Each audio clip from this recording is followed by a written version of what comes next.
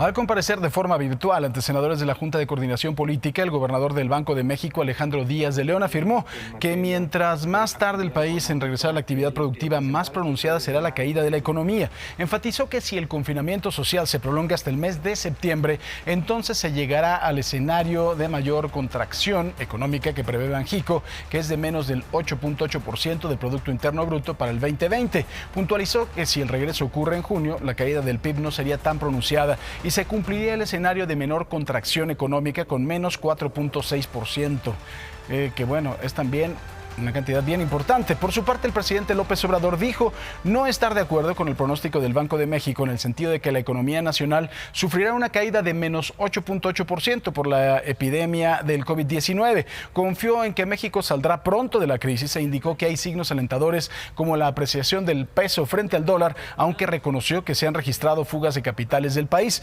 Recalcó que no comparte las previsiones de Banjico, pero aseguró que respeta completamente su autonomía.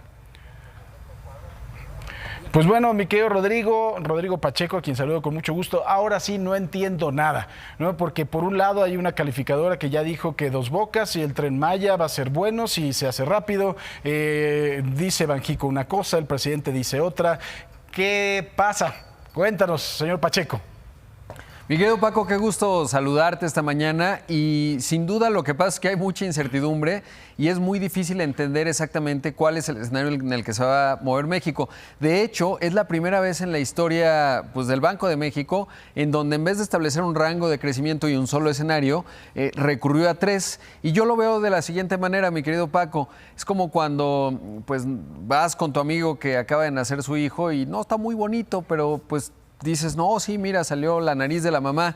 Un poco la nariz de la mamá es el escenario 1 del Banco de México, este que mencionabas, en donde habla de una caída, y vamos a ver la gráfica, de 4.4%, seguido de una recuperación rápida de 4%. Es decir, esto es lo que el Banco de México calificó como una V. Implicaría la caída fuerte, pero también una recuperación fuerte. Luego está el escenario en donde dices, bueno, tiene bonita letra, ¿no? Es decir, se ve complicado, y es el segundo que habla de esta caída de 8.8%, pero una recuperación, eso es importante decirlo, de 4% para el siguiente año. Es decir, tienes una caída, no te rompiste las dos piernas y ya una sanó, la otra sigue rota. Bueno, pues ese es el segundo escenario.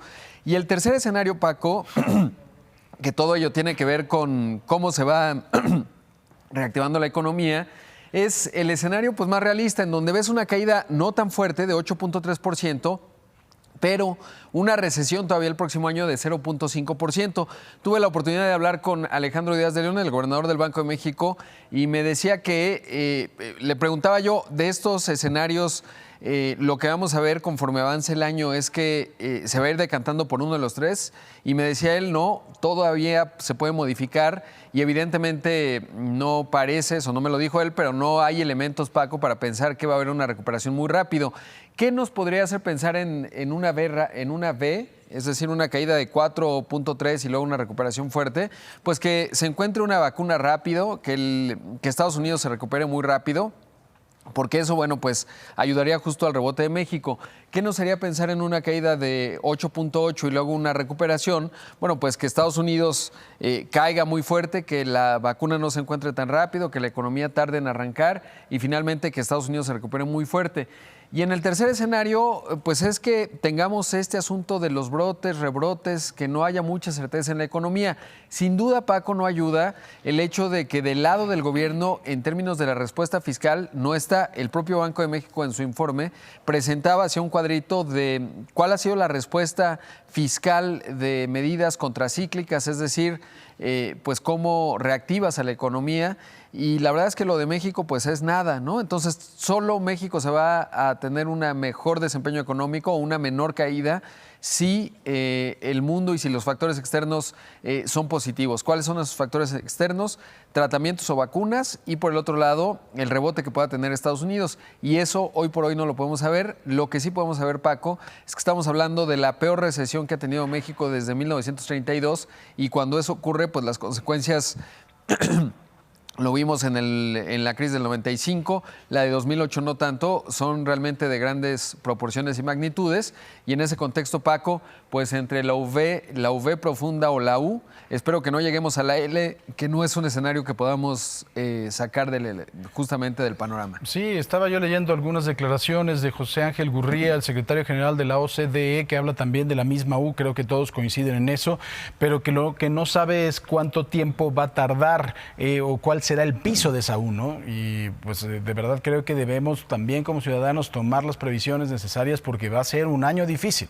Sí, o que no se convierta en una L, ojalá que no sea el caso, es decir, que caigas y luego pues te vayas recuperando poquito a poco, pero se puede hablar incluso de una década perdida, se menciona, sobre todo, Paco, porque uno de los temas que reactiva una economía sin duda es la inversión. En el caso de México tenemos varios motores, la manufactura, que depende mucho de Estados Unidos, el turismo, que ahí sí, pues no ha habido ningún tipo de ayuda al sector turístico y le está pasando realmente mal, a ver qué emerge después de la crisis del COVID, si es que no hay rebrotes, y por supuesto otros motores tienen que ver con Pemex, que hoy por hoy pues más bien significa un problema y un lastre para la economía nacional y sobre todo para las finanzas públicas. Pues mi querido Rodrigo, como siempre, te agradezco mucho. Fuerte abrazo. Gracias, Paco. Buen viernes.